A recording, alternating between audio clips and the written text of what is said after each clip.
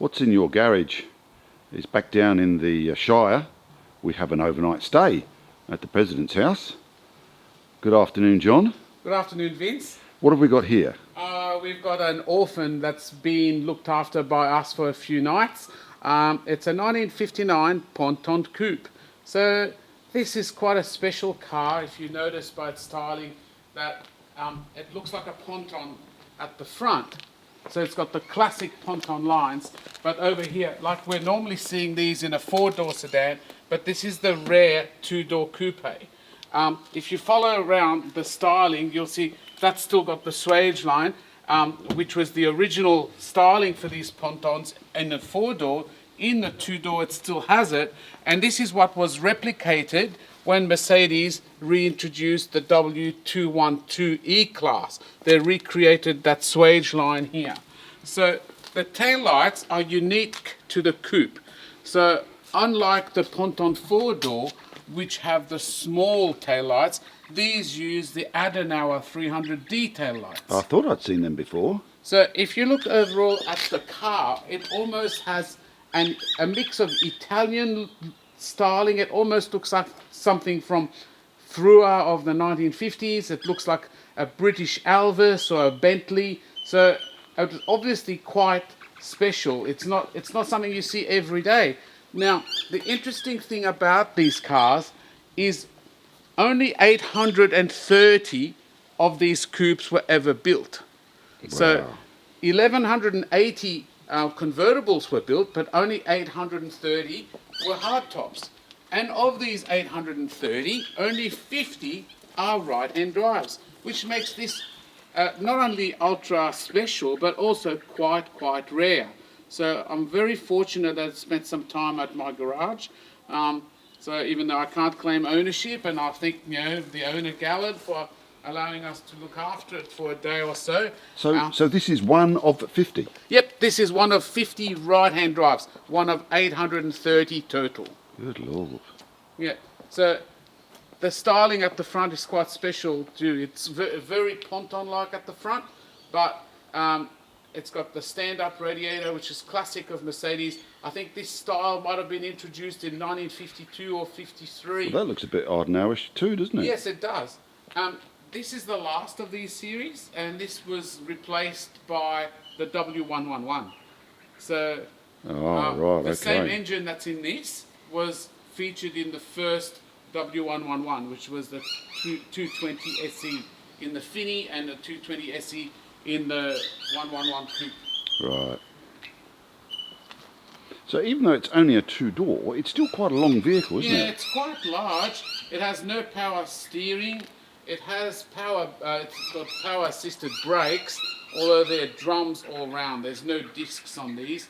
And when we get to see the interior, notice that it runs, this is a 4-speed manual, but it's 4 on the column. It doesn't have a floor shift. All right, let's have a look inside, shall we? Let's have a look inside, yes.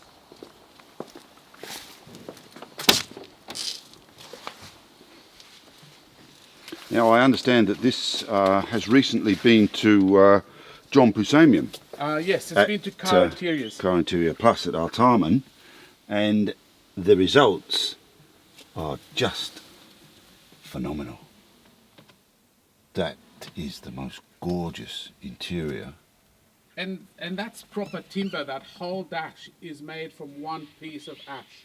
It's not a plastic painted in that colour. That's proper wood. It's got a grip handle in there too. It's got a Becker Brescia in there. 80,000 miles that would be on that clock, wouldn't it, John? Yes, I think for it's this age. miles. Beautiful classic steering wheel. Yeah, classic steering wheel.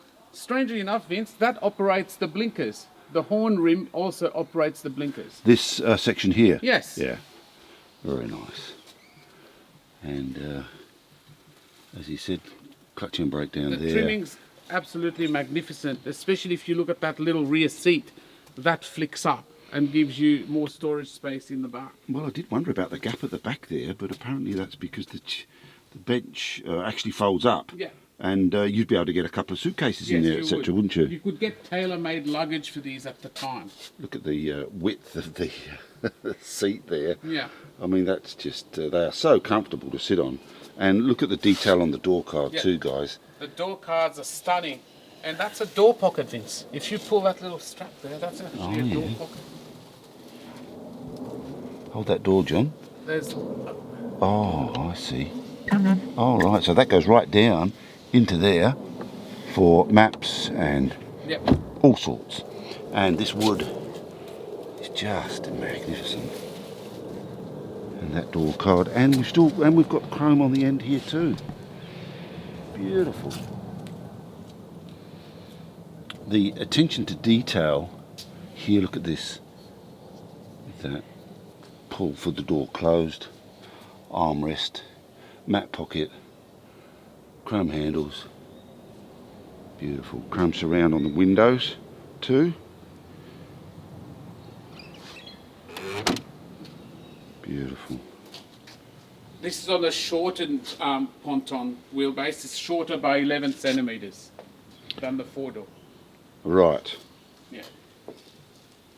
And a nice big boot on it too. They used to Huge make boot. big boots in the old days, didn't they?